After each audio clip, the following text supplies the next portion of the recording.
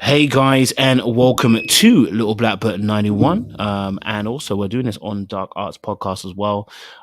We are talking to you today about the topic: should a man be able to cheat? Should he be able to cheat? And the reason why we're talking about this is because, uh, you know, it's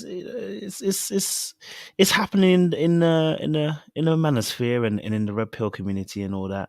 And so we thought, let's talk about this issue. You feel me? Let's talk a little about it. Yeah. All right. Cool. So I am joined by Jay Anderson. If you've been watching the Dark Arts podcast, you'll have seen him on there. You'll see him a whole lot more because I'm releasing them as we go. We've got some other great conversations as well. So today we're talking about again a topic: should a man be able to cheat? And I'm with Jay Anderson today. So, Captain, how you doing today, man? I'm all right. I'm actually all right, man. I'm a bit tired, but of course I had to jump on when he said jump on, so I'm just happy to be here again, man. How have you been today? Well, you know me. I've been good, man. I've been kosher. Yeah, So I've been, there you go. I've been doing my thing. You know what I mean? Nothing crazy, but doing my thing. You feel me? We've all been seeing, man. What do you mean nothing crazy?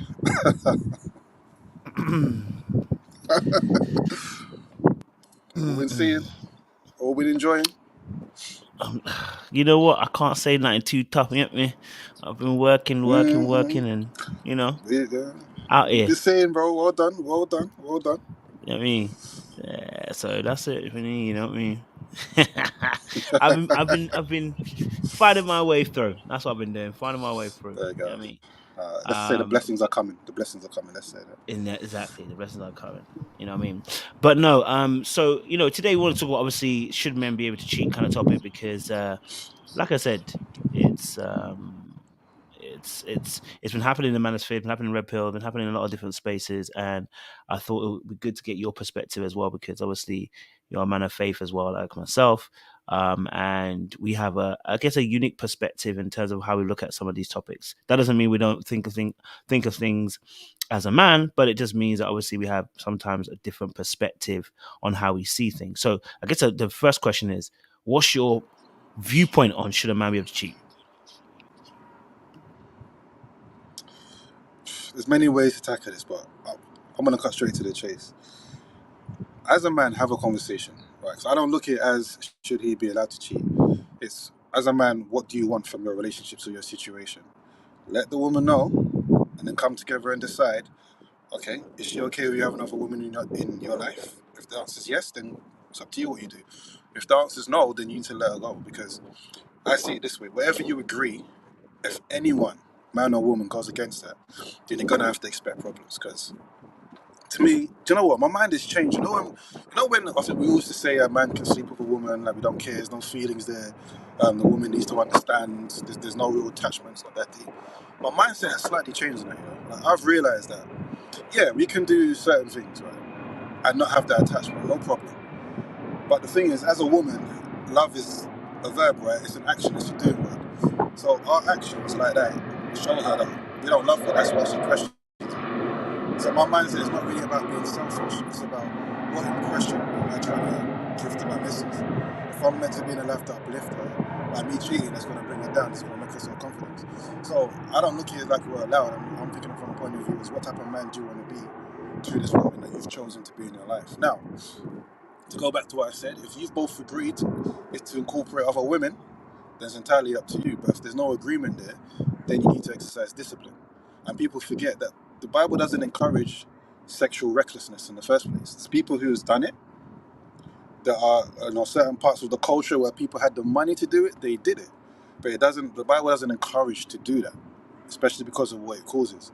So I know with the red pill manosphere, they actually use the Bible to say so many people in the Bible used to do it. It's normal.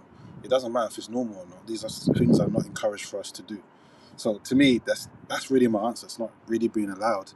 It's what is your agreement? Like what type of man do you want to be, and then you take it from there. Yeah, do you know what? I think I think the reality of the situation also is that, when it comes to this topic of cheating, like I said, the agreement between you and your partner first is the first and foremost important thing. What did you guys agree on? If you guys agreed on, being faithful, which oftentimes is the underlying agreement, which is not even said. You know what I mean? So if you know you have a different perspective, speak up. You know what I mean? Speak up before you get to that stage. Number two, I think you're absolutely right. This goes back to the content of character of the individual person. Do you know what I mean? Because you've entered into a contract, a covenant. You've entered into a bind or bond with somebody, and you said you're going to be X, Y, and Z, and then to step out, cheat, and do all those kind of things, that's speaking to the content of the character of the individual person. Do you know what I mean? So, and also as well, I think we don't document the damage that's done when people actually cheat. There's a lot of damage that is done that's oftentimes swept under the carpet in terms of what happens. You know what I mean? Even having several wives, biblically, we've seen how that plays out. You can be faithful and still have multiple wives and still have issues that plague the family, and plague your generations as well after you as well. Go for it, Cap. And I think that's the bit where, like, to be honest, bro, we live in a selfish world, right? So it's desires of the flesh first, what I want first. And that's the aspect that people don't think about, the damage that's being caused, the hurt that you're being caused, even down to like the kids. Like, we're from the same place, right? So I don't know in terms of like what your granddad did, but my granddad had 15 wives. Each wife was in agreement, but he had to grow up hard. Like, he couldn't show favoritism to any wife, favoritism to any child. So that had an impact on that generation of dads, which has obviously affected us in terms of how they parented us. Not all of them, but the majority, where they've made them hard. Like, like showing love is not something that's within them. So these are things that I pay attention to, because like, what type of person do you need to be in order to maintain that in the first place? And his brothers, he has about what, 50, 60 different brothers and sisters. Calamity, bro. Calamity. So when I look at my mum's side, let's say her brother had two wives, and he used to bring them over here, alternate them, until one day one of the wives said, "I'm pregnant, I'm not going back," and she never went back. And then the other wife ended up dying out there, and the kids never forgave their dad.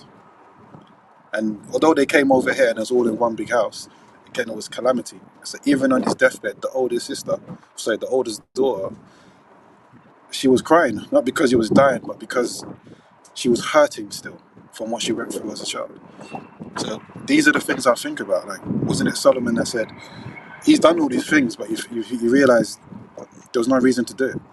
He gained nothing from it. So that's how I look at it. It's like, as a man, what impact do you want to leave? And let's be honest, there's so many people who, like in life, right? I really had to, do you know what, bro? I really had to learn over this past 6 months to 1 year. And I thought about it, and it's like, we wasn't made to be putting ourselves all over the place like that. Like, what it does to people mentally and emotionally. I know us men were different, but what it does to people mentally and emotionally, what we take on board. But imagine we're doing things, we're engaging things that are meant for marriage, and the level of deepness has always stayed the same.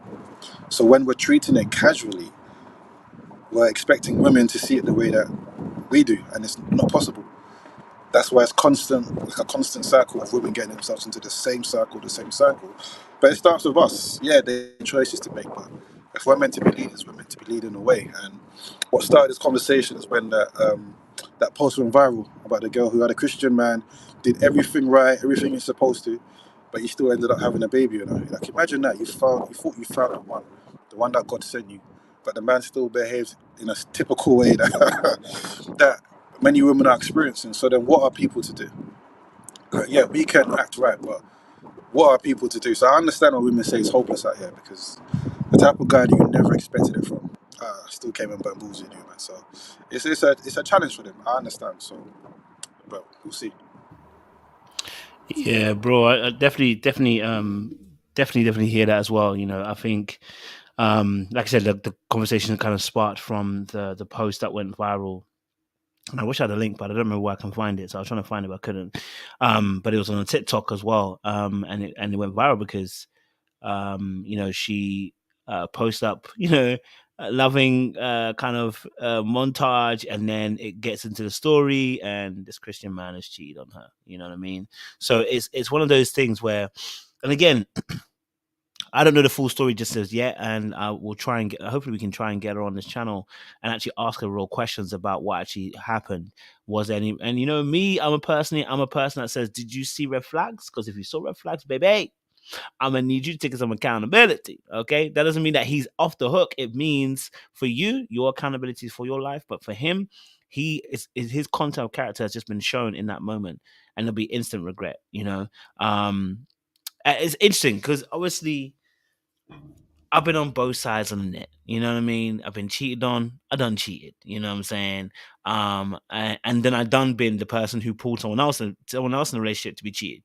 You know what I mean? So I've been on all the sides. And it's intriguing. To um when these kind of things happen.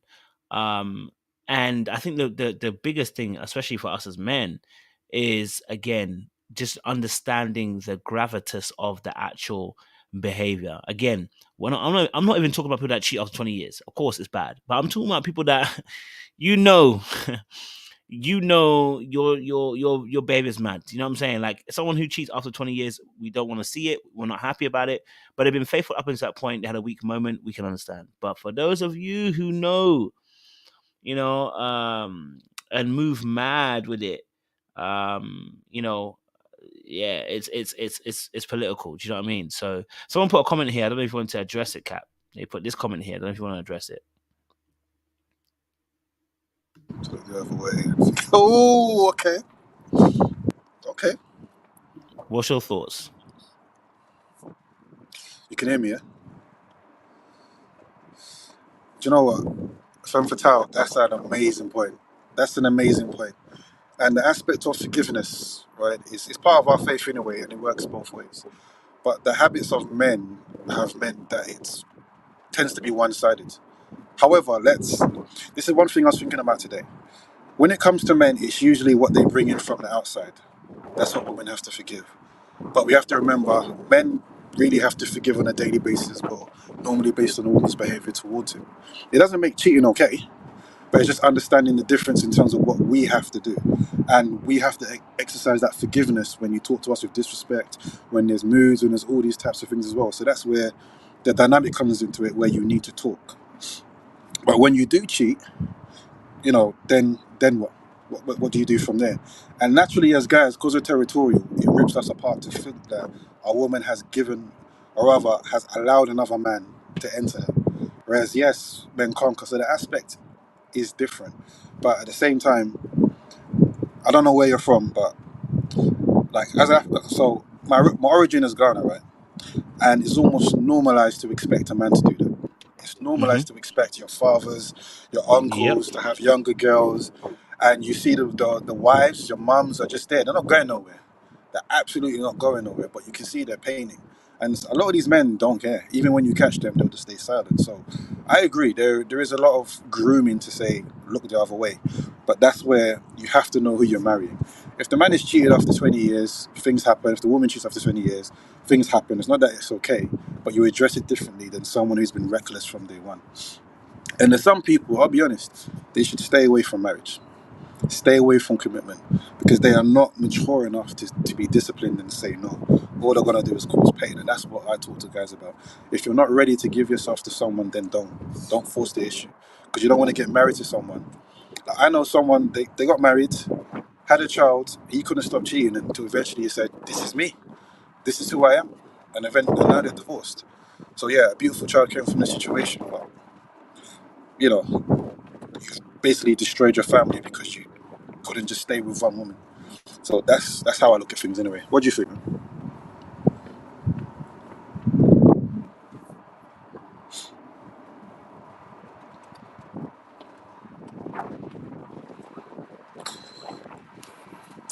You still there, bro?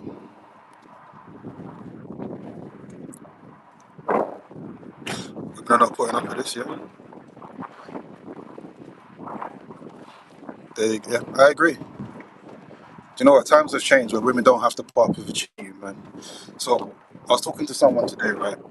And they made that point that women are leaving because of how they're being treated. And I don't disagree with that. I don't disagree with that at all. Women don't have to put up with it, and that's where things have changed. But then that's why I say, as guys, we need to go back to understanding tradition properly and being the men that we're supposed to be, because we're just living reckless lives expecting the women that we're with to put up with it.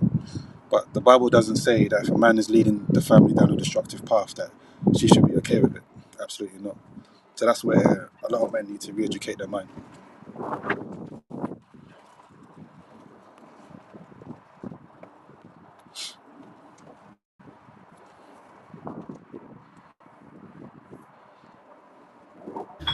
Sorry about that. So good. Apologies. Yeah, sorry about that. Delivery came, so I had to go and get it. But yeah, sorry. In regards to this topic as well, I think I'll say that in regards to the church and stuff, um, I don't remember too many heavy teachers on this. I'll be honest with you. I don't remember too many heavy teachers. Of course, I do. There are other things where I know that especially in the Christian circle, Pentecostal, African, if you're talking about that, there is that whole, turn the other cheek, or do you know what it normally is? It normally is this: is someone gets cheated on, they come and give testimony about how they fought for their marriage, and it's usually the woman. That's where the thing is. So that's where the issue often stems from. It's not necessarily a preaching all the time, but sometimes it'll be the wife was, the wife was cheated on, and then maybe she'll come out and then defend it. Someone said John Gray, exactly. That's a good example. Do you know what I mean? That doesn't to say there isn't cases of women also cheat as well within the church. Please, I know some personally, so this is not isolated to just men. You understand? This is not isolated to just men. You understand? But we're talking about men there. So yes, there are situations where, and like I said, it'd be the church mom, saying, "Hey, don't quit. I did it. You can do it. I was strong. You can be strong. I fought, and look where I am. You can also fight." And that's sometimes the kind of a bad messaging that can go through as well. Go for it, fam. So someone put in a chat message here I can get it up if you that she want. If wonders you want how as well. that affects the children, right? Yeah, interesting point you made. I wonder how that affects the children. Jennifer Melanie Renee, Okay. Yeah. right? So, see, and that's an aspect where children are not stupid. They see what's going on. They see how dad's treating mum. And one thing, I'm not sure how things are in America in terms of the conversation between the African community or even the American community in general. But in the UK, there's a lot of daughters that do not want to marry men like their dads, like their fathers, because of things like this. Because of the lack of love in the house, because of the lack of understanding, the lack of romance, the lack of respect, the lack of decency. And that's really how it affects how their daughters see men. And so now in the UK, a lot of these daughters still keep the values, they're still somewhat respectful, etc. But in terms of how they relate to men, it's become increasingly difficult because their fathers have not been great role models. So this affects their daughters greatly. And I don't think men actually understand that. But it's because their mindset still comes from how things were back home, right? It still comes from, I'm going to do what I want to do because I feel like I deserve it. I feel like because I can. Who are you to tell me anything? My wife ain't going nowhere. So that's the mindset, but it's understanding what are you causing for the generations after. That's why when it comes to us, we have to decide to be different. But I put down to maturity. Like again, what type of man do you want to be? And by the way, it's the same thing for women. It's regardless of what you've been through, what type of woman do you want to be? If you both want to have peace and happiness, you can't take your upbringing, you can't take what you've been through. You need to heal and actually decide to import, as my pastor would say, put treasures in the treasure box. Because then, like, anything can happen in life, but along that journey, who do you want to be? Like, you can't be with someone fearing that they're going to cheat, fearing they're going to be with, unless you want to stay single. But it's a decision you have to make, and you just got to pray. Pray that the person you're with will allow God to work through them. So I've been married, right? And as you know anyway, bro. And going through that marriage, it was a very difficult time where I could have easily cheated to make myself feel better, right? Like many people do. But what was my barrier was I don't want to do that to God. I don't want to be that type of man. I'm praying to God for healing, for help, work on the marriage. So if I'm now entertaining other women, that's crazy talk to me. How can I be trying to talk to God about my marriage but I'm entertaining other women? I said I don't want to be that type of man. I don't want to be that stereotype. And I refuse to be that way, regardless of what I was going through. And that's how I live my life up to today. Like, I don't want to be that person. Me, the last time I cheated in general was 10 years ago. And that was even before I gave my life to Christ. Like, from the moment I said I don't want to do this anymore, it's never happened regardless of what I've been through. So to me, it's down to a choice. And just ask the questions. Oh, and a point was made earlier, bro, that you said there's a lot of people who are ignoring the obvious red flags. Trust me, not actors in this world. Very few Oscar-winning actors. Most of the time, you're able to see the red flags. Just stop ignoring them. Ask the right questions. See what they've been doing. Don't ask them what they think about their behavior. Just ask them for examples. Like, oh, so when this situation happened, how did you behave? When was the last time? You know, like, actually draw things out of them. Then make your decision. Doesn't matter if they're a nice person. Doesn't matter what's going on. Actually see what's happening. See into their lives. My pastor said to me, don't worry about what people say. Just look into their lives. And most of the time, we're able to tell. We just don't want to accept what we're seeing sometimes, and we get ourselves into these issues.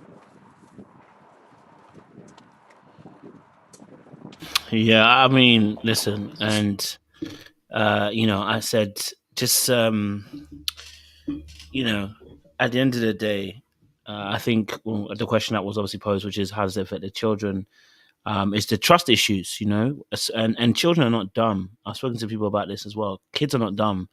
They see things, they see patterns of change of behavior. You may think they don't know, but they know. They feel something shifted. They feel the pattern, and the energy has shifted in the house. And so, you may be thinking that you got away with it, but then they know. They find out they know. And also as what it reduces again for me again, it reduces the respect between the children and the parent. It's such a painful betrayal, not only to the mom but to the child as well, who's involved. You know what I'm saying? um you know and then it distorts the image that kids see in terms of what they want as a partner. Many people say, I don't want to date someone like my dad, but then people end up dating people like their dad. You know what I mean? So it's because it becomes hard to be able to remove yourself from that image because it's been there for so long. And so, your role as a father figure, as a partner, is to establish a family who is in the image of Christ, if we're talking about from that perspective, right? So you look to bring in the ideals of Christ into the family. Cheating betrays the trust not only of the partner but the kids. It's betrayal, and also the kids grow up, like I said, oftentimes, with trauma in this area, right? Because especially if the parent is not forthcoming about what they did. You know what I mean? Especially when the parent starts to gaslight, the parent starts to lie, the parent starts to pretend as if I don't know what happened here. It's your mom that's the issue, or it's your dad that's the issue. When there's a lack of accountability and a lack of taking stock of what you actually contribute to the situation, that's often where the damage is done. Because you see, if somebody can take stock and rectify the decision and tell you, hey, I made a mistake, I was wrong, then the person can actually receive that and be like, okay, this is a wrong behavior. But when there is a sense of injustice that's looming, there's a sense of injustice that's looming over the edge, then this can be very difficult for young children to actually accept and be comfortable with. And oftentimes their voice gets lost. And I think that's the difficult part. The voice gets lost and then it comes up in behavior later on. That distrust and, that vengeance and that, what, no man can play me, that, I don't need a man energy. What, all men are dogs. And all that energy that's spinning in your spirit is actually really coming from the fact that there's a poor father figure who showed poor content of character at a point in time in your life, and it's hurting you. You're wounded. You know what I mean? And so, yeah, that's the part that can really also play a part. And I keep saying about the ladies as well in terms of the young girls, but the young boys are also affected because you can go either way, right? You can the young men too can go either way, which is, and women can do this too as well. But the son can follow in the footsteps of father and say, I don't want to be like my dad, but then ends up not trusting women because he saw his mum stay in a situation that she shouldn't have stayed. And then he actually then blames the mom for staying in a situation which is her decision, but he's now blaming the mom for staying with a dad who is mistreating the mom, right? So now he has a distrust for women. And he's like, well, if that's the case, then I don't trust these women either. Like, you didn't protect me from my dad. You know what I'm saying? What can women really do? You know what I mean? What is a woman really offering? Do you know what I mean? Then that distrust turns into this vicious cycle where you end up becoming like your dad, okay, or you end up becoming like the parent, or even worse, doing more damage. You know what I mean? Because it's unresolved wounds. And then there's the other side of things, which is the person becomes an absolute placater and people pleaser complete, where they do anything to keep the relationship together from the fear of it being broken up because they saw that with their parents as well, right? Or doing anything so that a person won't be angry at them, so that if they're angry, I don't want them to cheat, because I don't. If I get angry, they're gonna cheat. Like, I don't want them to get angry or upset. Let me keep the peace, and then you end up doing way too much. So yeah, there's a lot of things that can affect that child as well, bro. Go for it. So that's about winning my background. So what you're saying Yeah, is like that's like I want everyone to like understand exactly what that means, because like psychologists will say what childhood trauma does, it creates an atmosphere where children experience these things, but they're unable to talk about it, express it. And you know that generation of parents, they don't see a reason why they need to apologize or be accountable to their children. It's almost like, who are you to tell me anything? Like, I'm raising you, you're not raising me, right? So as you said, as they grow up, they show these things naturally in their relationships. So there's a lot of adults who are, well, as they say, their children trapped in the adult's body, which normally comes out in conflict resolution, which normally comes out in decisions that they make in regards to their partners and their perspectives, even how they deal with themselves, right? And there's a few examples I can give. I'm trying to just really think of the best one, but I have a friend. He was anti-marriage for such a long time, and I told you about this because he saw what his mum experienced with his dad. He saw in his mind what his mum did to his dad, and he carried that with him. And he was also cheated on by numerous partners as well. So it's not literally not until a couple of weeks ago when he was having a conversation, and he's what 37. That's the first time I've ever heard him say he's considering marriage. And 2 weeks later, he probably questioned.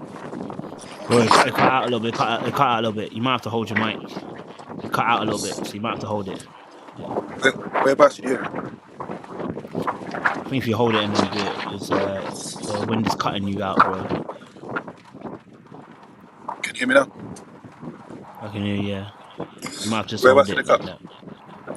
that. It cut when you were saying about having that conversation with your boy. I had a conversation with my boy, and he was anti-marriage for years.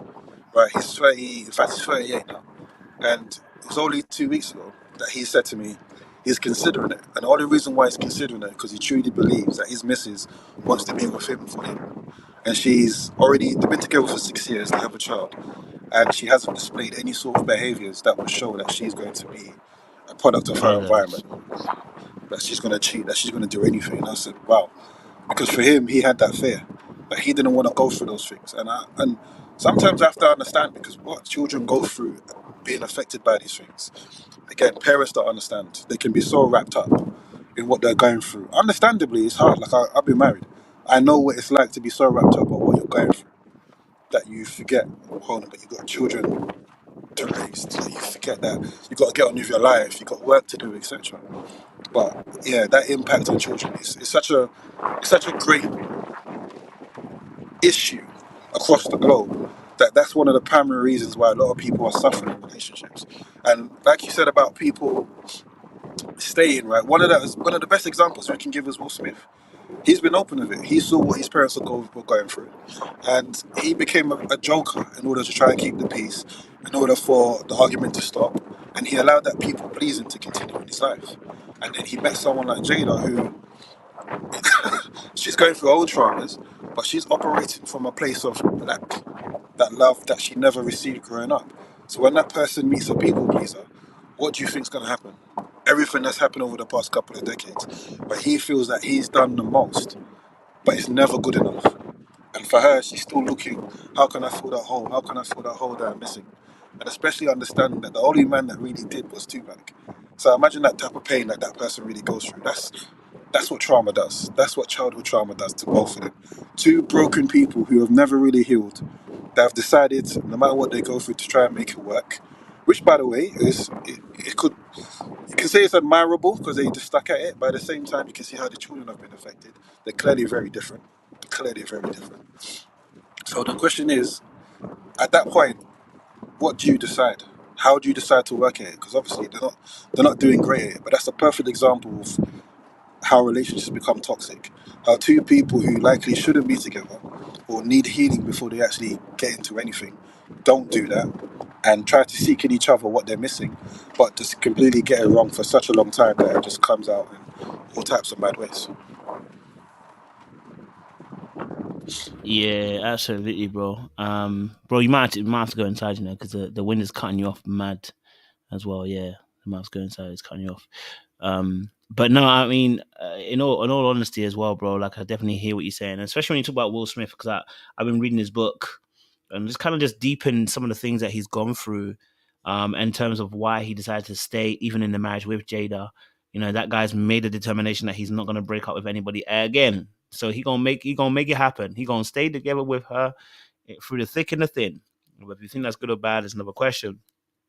But I think, the situation where a parent's behavior affects the children is everybody's story. You know what I mean? In some way or capacity, good or bad, you can attribute that to your parents and what upbringing you've had as well. And I think what was um, really interesting as well is the imagery of the relationship and the marriage. Like, what did you see your parents do? What did you see how your parents interacted? How do you see your parents resolved conflict? You know what I mean? And I think that's the biggest issue that happens amongst that happened amongst uh,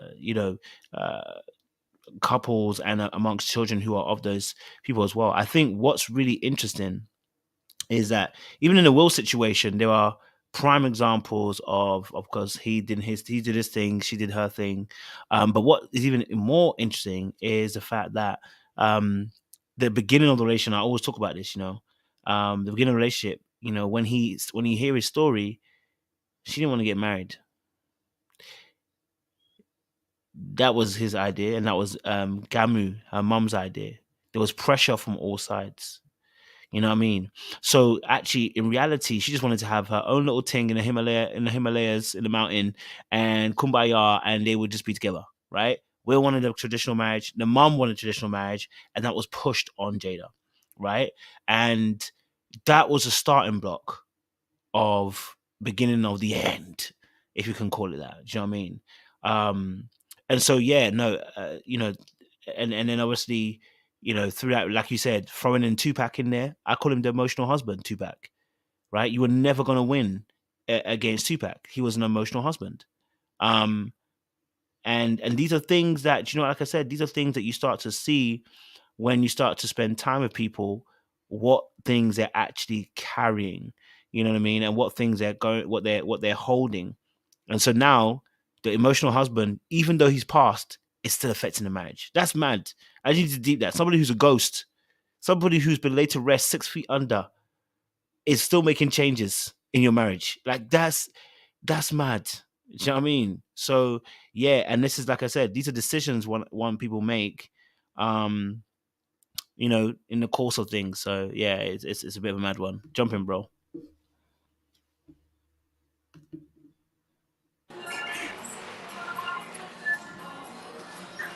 Hold on, bro. My phone just cut out. You can hear me, right? Yeah. Yeah. What was the question that you just asked? If you asked one, it cut. No, I was just talking about, obviously. No, I was just ending. I was just making a statement about Will Smith and his situation with Jada and Mm. the emotional husband and all that stuff. That was all happening. But again, this is due diligence before you start, because sometimes we rush things and get excited. You understand? Yeah. So I don't know. Cheating is one of those things where, yeah, it's a bit mad. But as you said it, when people rush, get excited, again, it's why are you rushing? Why are you doing this in the first place? Are you doing it for you? Like, are you actually in love with this person? I'm not saying about perfect, but does this person tick all the boxes that you know that they are enough? In this generation, that's a question that a lot of people are not truly asking. There, a lot of people are operating from a place of desperation, from a place of loneliness, and they don't particularly admit it or are ready to see it. So when someone comes along, that attachment that's created from the traumas that we talked about, it makes you feel like maybe this person is nice, this person doing these things makes me fall in love, but what you have is not enough to sustain, and that's part of the issue of what we're seeing. Oh, by the way, someone asked, "Am I single?" No, I'm not single. I'm with the love of my life, completely happy. Know where we're going. There's direction. There's godly purpose. So no, I'm not single. So, but I have been married. I have lived a very colourful life. So my perspective on life has changed a lot of my thing. So my perspective on life has changed a lot because of my experiences. Like I say, because I've been married, it's given me a greater understanding of what it means to actually be single. It's given me a greater understanding on why relationships are struggling in this day and age, what's going on. Mm. And I really do think a lot of people, they may not be in a place to get it yet, but if people took a step back and stopped trying to be in relationships and took a step back and actually appreciated what it means to be single and learn, they would actually be much better off. Like I said in the beginning, he wasn't put on this earth to be going from relationship to relationship, from sexual partner to sexual partner. These things purely just damage us. Yes, it does. That damage is different in men than in women. But I always have to ask the question, do you want to be happy in life? If the case is yes, then take a step back. Go through those struggles in terms of being single, because you may feel like you don't want to be on your own, but go through it, because you don't want the issues that come with, you know, with you not resolving the issues you have inside with whoever you're choosing. Like, one of the things that I realized in my life, because of the lack of relationship I had with my father, and my father was in the same house as me. He grew up with, like, I grew up, he was in the house, etc., but he did the whole traveling to Ghana and then coming back. I realized I was picking women who were difficult, and I was always, oh yeah, Jason can deal with these very hard to deal with women. Yeah, that's fine, but doesn't mean I have to, because that's a lot of calamity comes with those relationships, right? So I realized that this was a constant stream of women that I was choosing. And I wasn't consciously doing it, but this is what I was doing. So I had to look inside and realize, why am I doing that? And I was doing it because of the lack of relationship that I had with my father. I was choosing these women, trying to fix them, work on them, be that type of man that they've never had. When the truth is, I would never be enough until they went through that own healing. I'm not God, so I can never be enough. So now, I've never been cheated on, as far as I know. Let me correct that. I may have been cheated on. I just don't know I have. You never know.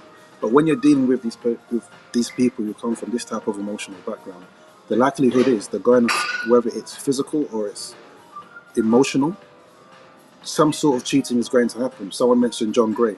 I think the first time was physical cheating and the second time was emotional cheating, right? So the question is, how do you get there? Like, what conversations are you not having? How are you and your partner not communicating? Because it's a very scary thing to think about. And if the shoe was on the other foot, it's true. How would he have addressed his missus if she had done that? So it's just like, relationships and marriages are not easy, but you have to protect yourself without sabotaging yourself. And you do that by communicating, by talking, by paying attention, by understanding yourself first and foremost, going through healing, going through therapy, counseling, talking to people, and just not making the repeated mistakes, because it's extremely hard out here. I'm just going to read the Hundred comments. percent, 100%, bro. You know, you know, and I think you had touched on a good point about how our upbringing then begins to dictate the partners that we do choose. And actually, and this is funny as well, because I was listening to this book, and I can't remember what book it was, on Audible, and talking about genetics as well. That some of our choices are predisposed, or I should say predetermined, due to or I should say, better yet, you're more leaning towards certain choices because of the genetics. That then encompasses plus, your environment, your nurturing, your nature, who you are. You know what I mean? And all of that can combine to be, etc., etc., a choice. But like choosing a partner, definitely has a great impact in terms of how you've been nurtured, like, what you've seen, what you've gone through. And like you, bro, same thing. I didn't get my emotional needs met the way I wanted them to. So I ended up doing that for other people in relationships. But that also made me emotionally unavailable. I was talking about this the other day, and I was like, I became emotionally unavailable, thinking I was available because I was talking about feelings. But talking about feelings does not mean that you're actually emotionally available. It just means I can talk about feelings. because actually in real sense, I wasn't really necessarily talking about how I feel in terms of processing it, but I was more playing a counselor role. Well, that still makes me invulnerable. That doesn't make me emotionally vulnerable to the person. You know, if I'm not sharing how I feel, but always wanting to play the counselor and the listener and the therapist for somebody, I'm actually technically not being emotionally available. I'm actually shielding myself from people. So, you know, but that then you look back and you go, okay, where does that come from? And you realize, okay, my emotional needs weren't met, so I don't believe I deserve my emotional needs to be met. So I end up meeting people who try to do for them what I wish somebody would do for me. But the reality is, we're in reciprocation when it comes to a relationship. It's not one sided, and you end up trying to play Superman and trying to be, you know, Kal-El, you know, and trying to be this person who saves people, rather than actually, you know, being of a person of reciprocation where you share and you receive and you give and you share and you receive and you give, and that interchange. And so a lot of times it's emotional unavailability for a lot of people, and that's driving your choice. That's driving your person who you want to be with, and that's driving who you catch as fish as a person is going to be your partner. And so yeah, a lot of times it's before we even get to the stage of in the relationship real deep, your choice is often is distorted because of your experiences as well. So yeah, cheating from a parent can definitely finesse you and finesse people's mindsets, you know. So yeah. Someone said they got a question. Let's see. Renee said, oh, okay, hopefully this question doesn't sound stupid. If it does, please forgive me. But how do we avoid dating, marrying people like our parents? Jay? Oh yeah, thanks for saying that to me first. Do you know what? It's a difficult question because again, it depends where you're at in the world. So in the UK, for those who don't know, there's a clear difference between some of our parents and us because we grew up here, whereas our parents grew up in Africa where they're from. So over here, we you know, not to sound rude or bad, but we know exactly where we are from, and the culture is prevalent. You know, we have our country of origin culture first, and then the British culture, whatever that is, afterwards. So people can see the traits. People can see exactly what these men or women are like. So it's quite easy to avoid dating people like their parents. However, it doesn't mean the people born here are going to act any different. So what we've kind of been talking about for a while now is it really starts with trauma. It really starts with who are you as a person? Like, are you healed?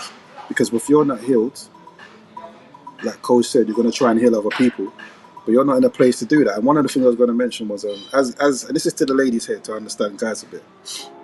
In order to be that type of man who is a counselor and etc., initially, and think about this, me and Coach are not nice guys that we're going to allow women to just walk all over us.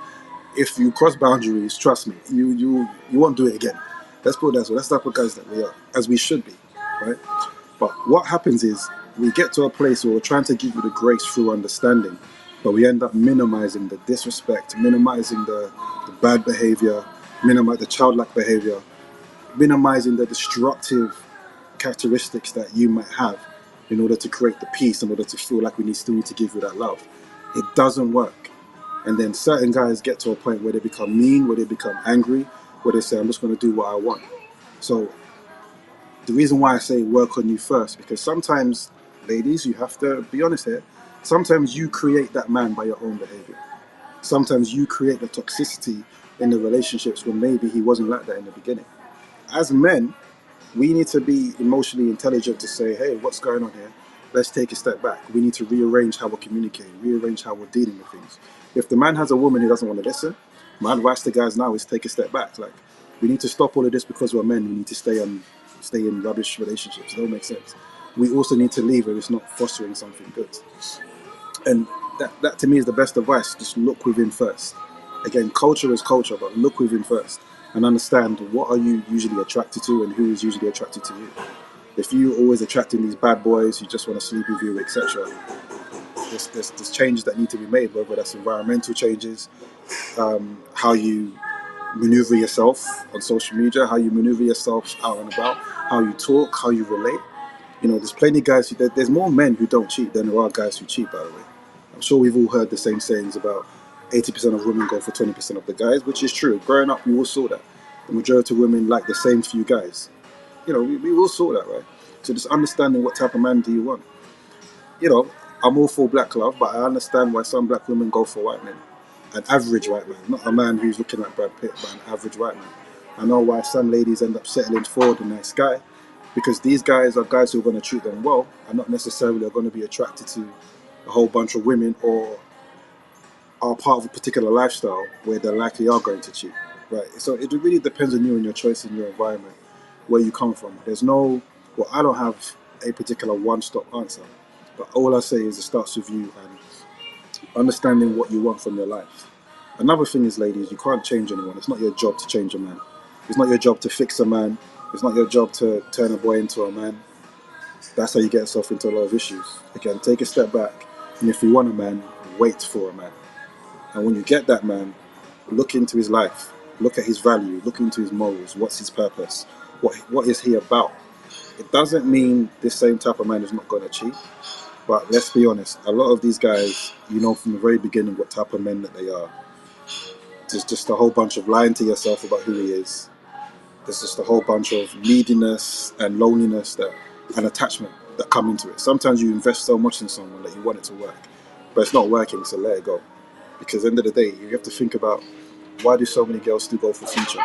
Why are so many women still having Nick Cannon's babies? Why are so many women you know, having babies by different men who have babies by different women? This all starts in here. This all starts with trauma. It all starts with what we've been through. So to me, that's the answer. Look at your choices from within, which starts from the trauma that you've experienced. What do you think, bro? Yeah, listen. Um, you know, no, it's I love that answer, man. I think the important part, like you said, don't try to change anybody. You know, take them for what they are, right there, right then. Don't be looking at potential, because potential is not promised. And so yeah, it's interesting because um a lot of times, like I said, people don't realize. Me personally, I'll be honest with you, foundation houses are built on good foundations.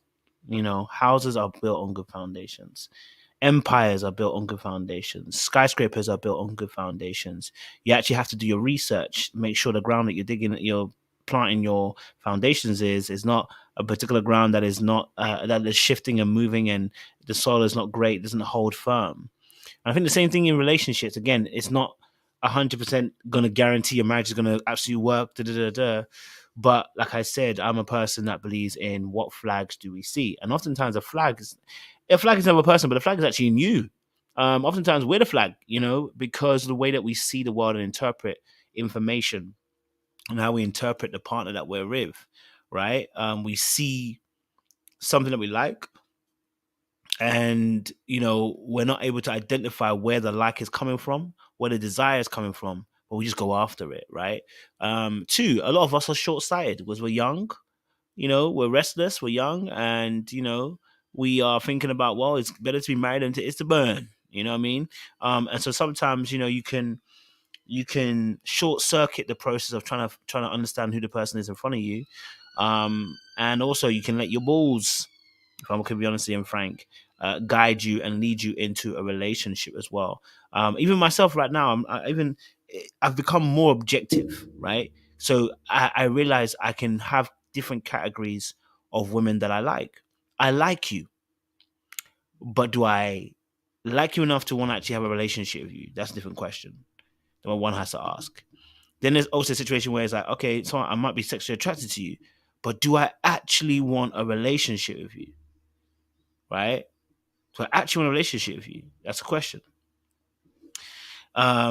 And then sometimes you ask yourself, then you know yourself as well, that this person's got great qualities, but I'm not drawn to them. I can see that it could be good, but I'm not drawn to them. That's not it. And so not settling for those particular people, those types, is also important. Nobody's saying that anyone's gonna have to be perfect, but I'm just saying that let's not settle. You know what I mean? Let's not, I'm just getting married, I need somebody. No, but do you actually care for them? Do you actually feel for them? Do you actually want them?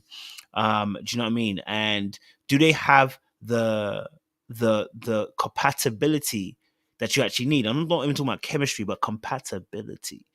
Y'all want the same things? Y'all have the same values? Y'all have the same ideas when it comes to kids?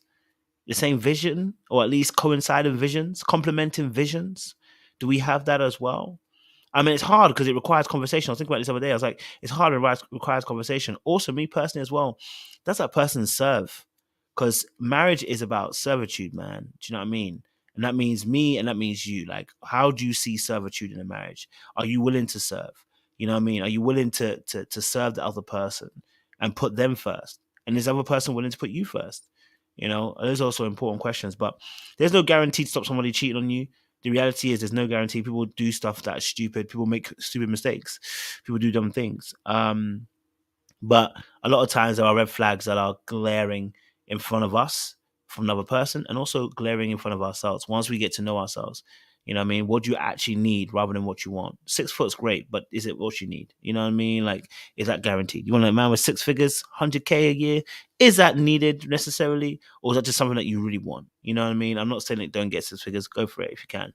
I'm saying, is it what you actually need? The question is. And so, just for the men too, she got a big nyash. But does that mean I have to marry her? You know what I mean? Like, she has sexy body. Does that mean I have to marry her? You know what I mean? Yeah. You know what I mean? Like, she got a great sex appeal, but does that mean I have to marry her? Does it mean I have to be in a relationship with her? You know what I mean? Understand that you have to understand that some people are gonna attract you. They're gonna draw you in, but they're not for you. And if you can understand that, then you actually put away some of the people that are not necessary.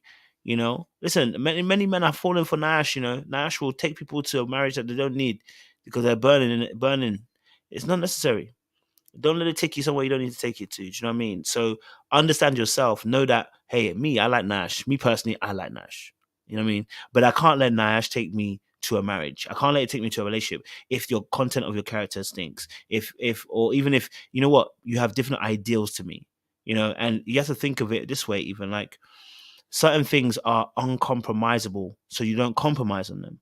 Like, for instance, faith. If I believe in Jesus, if I'm a born again Christian, if I believe in the Trinity, if I believe in speaking in tongues, da, da, da, da.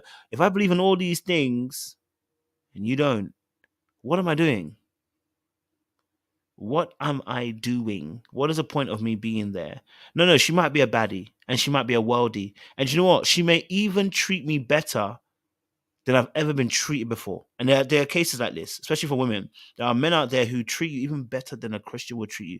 But the reality is they don't share your faith. You're making it harder for yourself. You're making it more difficult for yourself. All because of marriage. Yeah. So, that's what I'd say there, bro. Go for This, it, bro. Oh, sorry, I muted you, bro. Hold on. Go for it, bro. so there's two things I want to say, right? One is about situationships, because I'll mention it in the comments. And one is about a red flag that I saw that I said absolutely not. So this is back in MySpace days, right? This is how old this is. I saw a girl in there, I thought, wow. I think I was 19 at the time. I said, you know what, I'm going to marry this girl. I was just gassed. For those in America, that means I was just excited. I thought, this girl's beauty is just too much. So, got to know her. She came to my house. Nothing happened, but we were just talking and just continued to talk.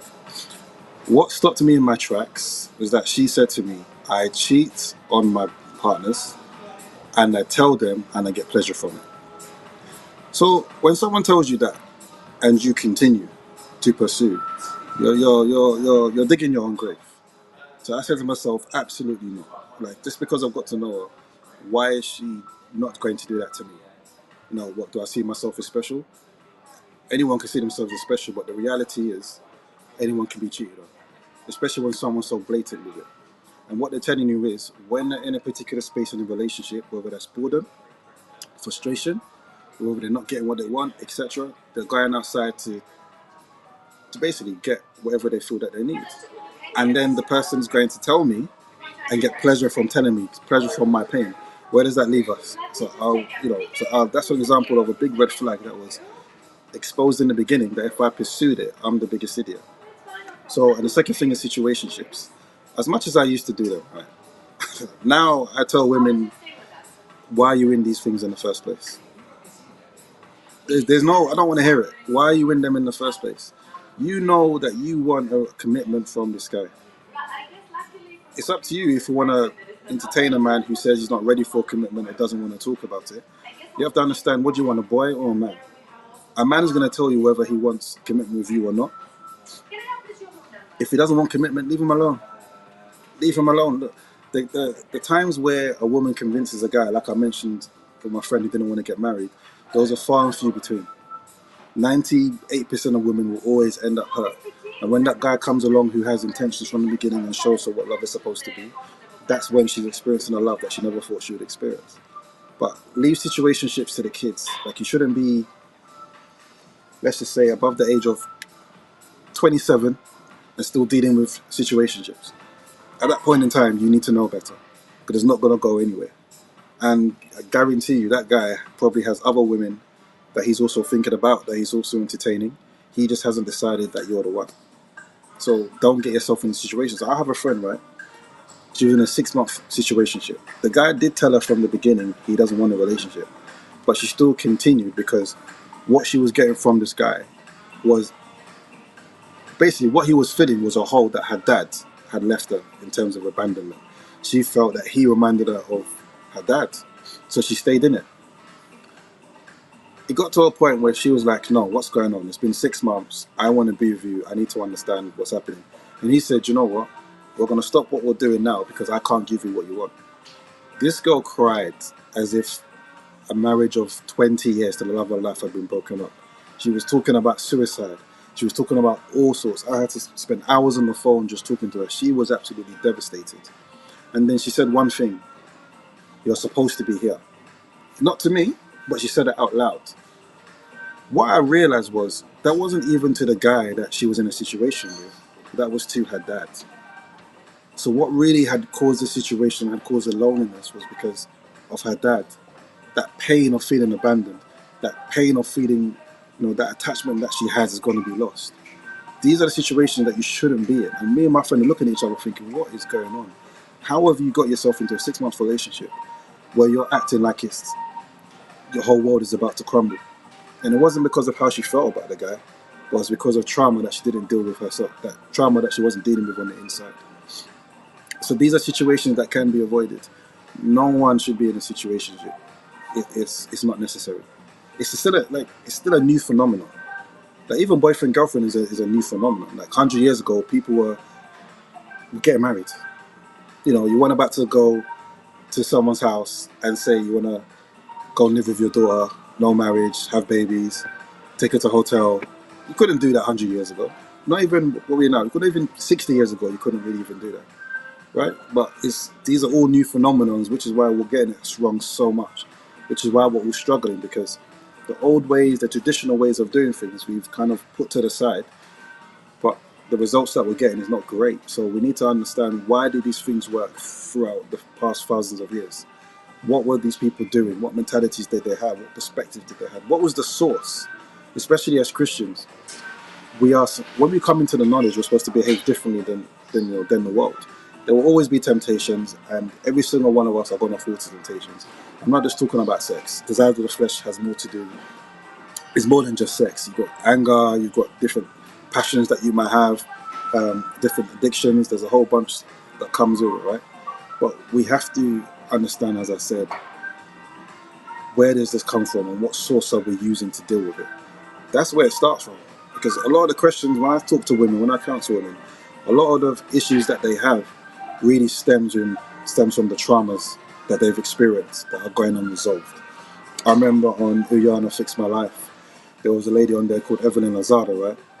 And if anyone's watched Basketball Wives, we know her as a woman who, at that time, will go to 0 to 100, offer it. She did not care. She would be standing on tables, throwing waters, just doing the most, right? And I know she was with Chad Ochocinco, and how they ended up breaking up was they had a fight in the car, and he ended up headbutting her. Now, some people will say, okay, what's going on? He shouldn't do that. Yes, I agree. Domestic violence should not be a thing, right? But anyone who is smart would understand what type of toxic relationship there was. And when she was on Iana Fix My Life, Iana had to ask her 3 times tell me what's going on with you. Because each time she kept on mentioning Chad or kept on mentioning a man. And then the fourth time is when she broke down. And when she started saying, do you know what? This behavior of hers, the way she's dealing with conflict in relationships, from the types of men that she's choosing at the particular point in time, it starts from the trauma she experienced when she was a child. Because she saw her mom go through what she went through with her father. And that has never been resolved. She saw her mom behave in a particular way that, let's say, amounted to her protecting herself. So she adopted the same thing. So, as I said earlier, taking these things into adulthood, bringing these things into relationship, no wonder issues are going to happen. No wonder toxicity is going to be the main part of your relationships. No wonder there's frustration. No wonder you're going to feel like you're not gaining something from one person and you're going to go and cheat. And this goes for men and women. We both do the same things. So it's just, again, I have to repeat it. Understand it starts with you. And it doesn't make what someone else does as okay. It doesn't make them less accountable for whatever they've done. But in this world, it's men versus women, right? This is what seems to be happening. We need to get rid of that versus. And to get rid of that versus means that we need to talk. And the first thing we need to do is be accountable and understand, what have I caused? Not just to the person, but what have I caused for myself? What have I allowed to happen? What did I make seem okay? Like I mentioned, as guys, we tend to minimize disrespect in a way to understand and give a woman grace. But really, what that woman needs is a man who's going to stand up and say, no, that's not how you're going to talk to me. She needs a proper man that's a leader. So we have to understand that we've been doing things in the wrong way for such a long time that now it's very difficult to try and do things in the right way. But it's better to do things in the right way, because as much as our lives need to be impacted, our children's lives are going to be impacted even more. So we need to be able to not only teach them, but show them this is the right way to do, right way to go about things. If you're with someone who is not willing to partner with you, who is not willing to stand with you, but they are ready to stand against you or away from you, let them go, because that's only going to give you pain down the line. That's it. Bro, too solid. Too solid, bro. Listen, we've reached the hour mark, innit? But yeah, this conversation has been enthralling. It's been enthralling. Because, like you said, I think we went deeper than even the title was suggesting. We started off with "Should Men Cheat," and we've come down to a point where we've discussed about the realities of the impact of cheating and how that affects people, and speaking about how, the content of character, choosing the right kind of person to be with in a relationship, spotting red flags. So yeah, we've hit quite a few broad subjects in there as well, and maybe we can even dive into it maybe next week and get a bit deeper again, and talk about some real stuff once more. Honestly, it's been an absolute pleasure talking with you, Jay Anderson, again. I can't wait. Next week we're going to be back on it again. Maybe we can even grab Naomi and get her involved as well, and get that conversation flowing as well. But yeah, audience members, it's been an amazing conversation. I know some parts obviously might not have been heard, but we appreciate you guys sticking with us. We're gonna bring some great content this year, 2023. We've done some great videos already as well. So you should see. For those of you who don't know Jay Anderson, you'll see on my other channel. If you go into Dark Arts, you'll see some content with me and him there. And you'll see also some great content with Naomi as well. So I'm gonna have them on the channel more on Dark Arts. You're gonna see us a lot more doing some great content for you guys as well. So if you're new to the channel, I really appreciate you guys. Stay locked, stay loaded. Don't forget to sign up to our Dark Arts channel as well, so that you don't miss up, because I'm doing a few. I've done it on both channels, but I want to focus more on the Dark Arts now and start having some real conversations on there as well. So if you're new to the channel, like it, share, subscribe, click on that bell button for notification of uploads, and we appreciate you guys. Make sure you stay locked and stay loaded. Jay Anderson, I appreciate you as always. And yes, we go again next week. We might have a little surprise for the audience as well. So they say they love you, man. They want to see you come back. You know what I mean? So, bro, you've obviously won the hearts of the Americanos. Okay? It must be that handsome face of yours, sir. You know what I mean? Soul snatching.